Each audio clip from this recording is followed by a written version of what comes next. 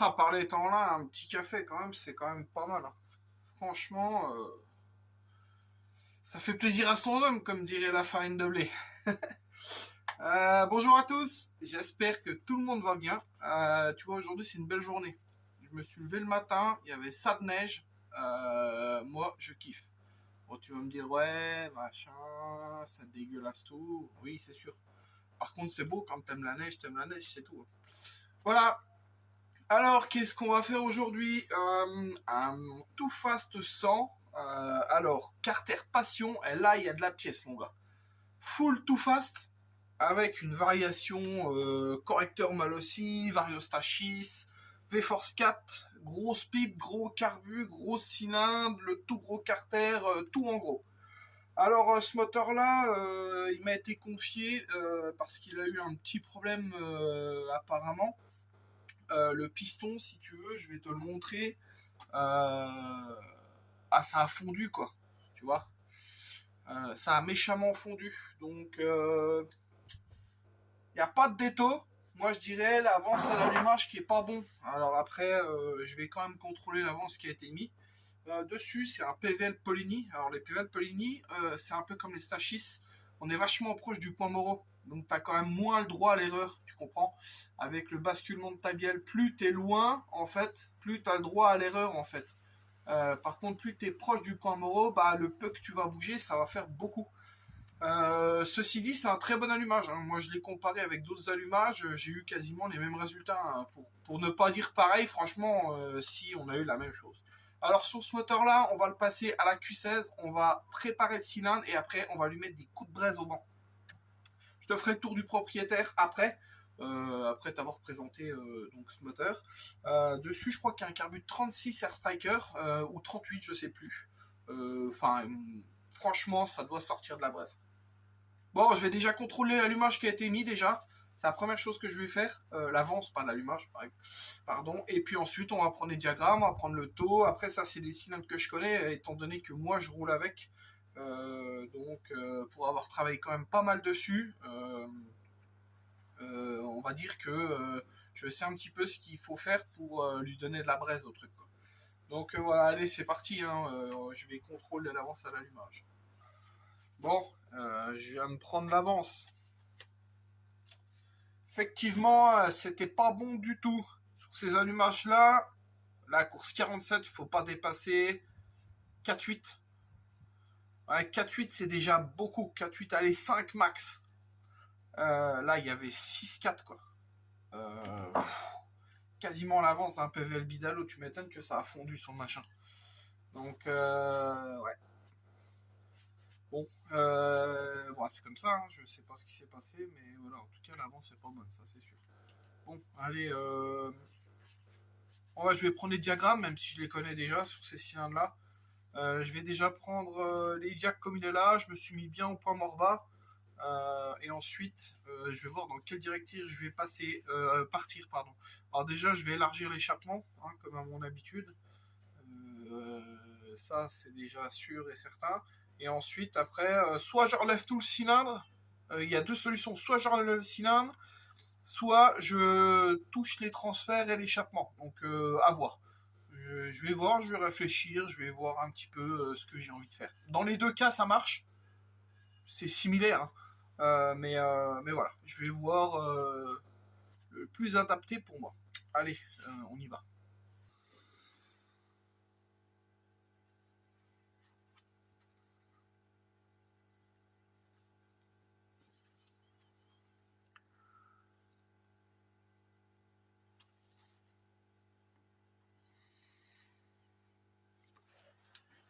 Bon, tu vois pas grand chose, hein, mais j'ai fini le cylindre. Alors, je vais te le présenter après, hein, comme ça tu verras vraiment bien en détail. Soit, oui, je te le présenterai après avec de la lumière. Tu vois, là, je suis un peu à contre-jour, je suis contre ma porte. D'ailleurs, je pense que je vais mettre une petite affiche sur la porte là, histoire que ça fasse propre, parce que franchement, ça fait dégueulasse, hein, la porte comme ça. Donc, je vais essayer de mettre une petite pancarte là avec des trucs derrière. Voilà. Alors, j'ai terminé le cylindre.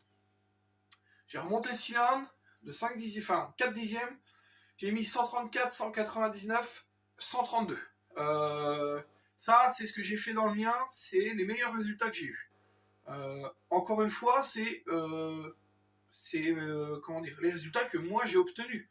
Peut-être qu'il y en a qui ont obtenu des meilleurs résultats, et sûrement même d'ailleurs. Mais en tout cas, moi, c'est des résultats que j'ai travaillé au bon sur mon moteur à moi, parce que ça, c'est la même chose que j'ai fait dans mon moteur. Ah, ça fonctionne super bien.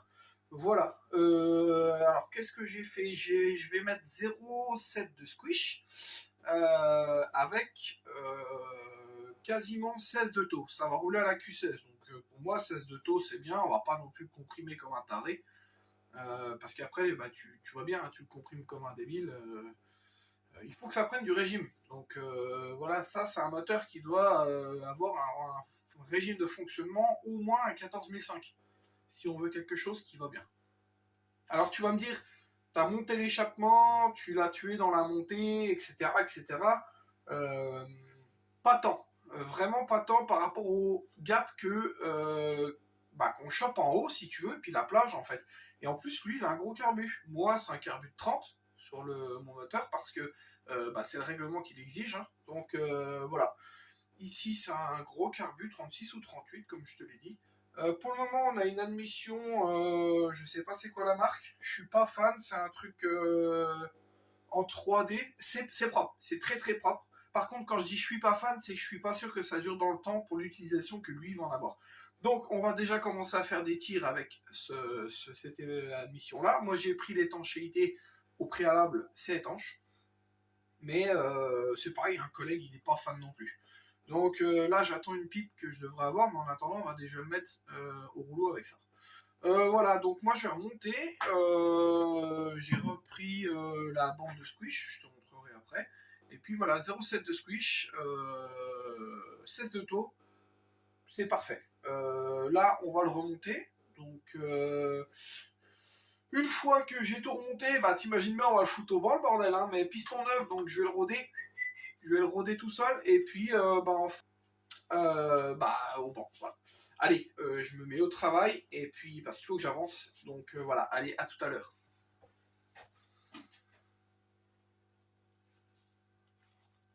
On m'a dit que je ressemblais à un viking, c'est vrai ou pas? Moi, je trouve pas. Je te montre un truc, si tu sais pas faire le jeu à la coupe, je me doute bien que tu dois savoir, de toute façon, avec les tutos qu'il y a maintenant. Tu prends un petit papier de verre, ton segment, et puis tu le glisses comme ça. Et tu le ponces jusqu'à temps de trouver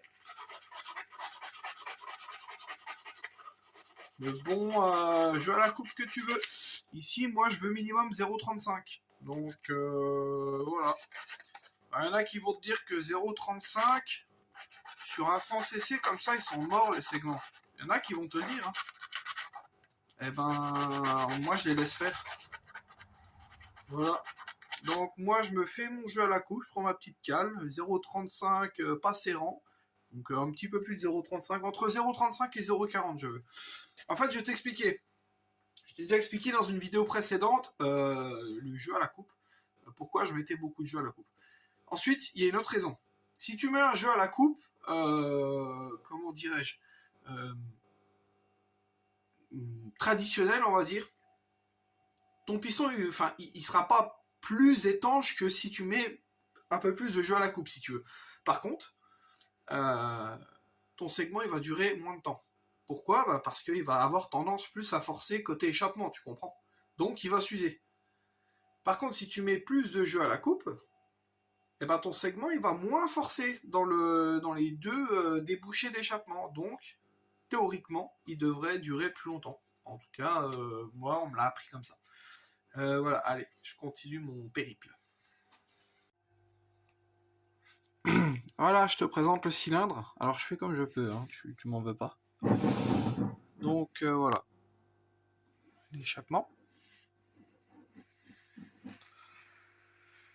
L'autre côté, les arrières. Le conduit d'échappement. Voilà, voilà. Donc, ça fait un chouette ensemble. Donc, voilà. Tu vois, j'allais refermer, j'allais oublier de te présenter la culasse. Voilà. Donc la culasse, je vais te donner l'angle de squish. D'origine, il y a 8 degrés 2. Moi, j'ai mis 8 degrés 5. Voilà, pour le moment, ça, c'est ce qui fonctionne. Donc, bon, je vais remonter. J'ai fait mon jeu à la coupe, j'ai fait mon contrôle jeu cylindre piston. Il y a 7 centièmes, c'est parfait. Je vais quand même bien le roder parce que ces moteurs-là ont besoin d'être quand même bien rodés. Pourquoi ils ont besoin d'être bien rodés? Si tu veux, les cylindres FL, en fait, il y a beaucoup de matière au noyau donc au centre du cylindre.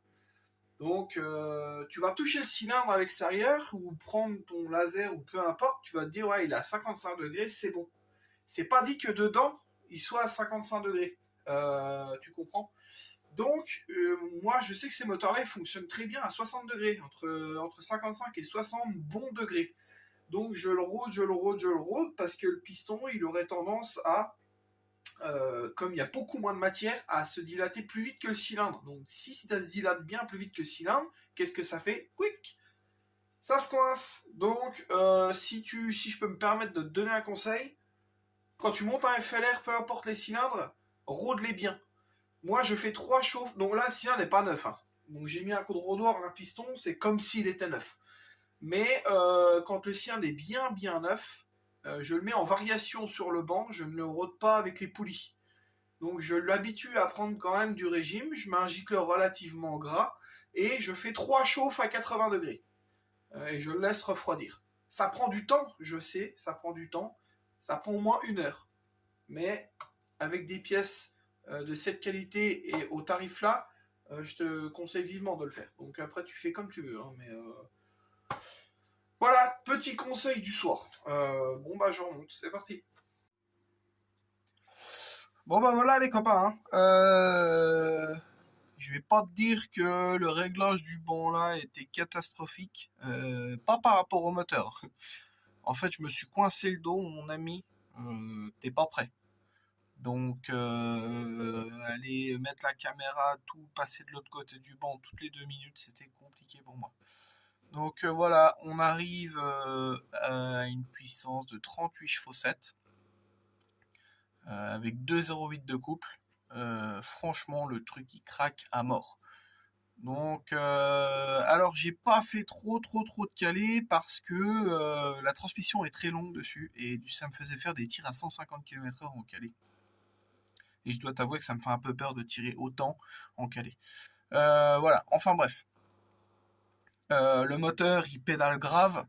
Donc on a 38 chevaux 7 en calé. En varia, bien riche. On est à 37 chevaux.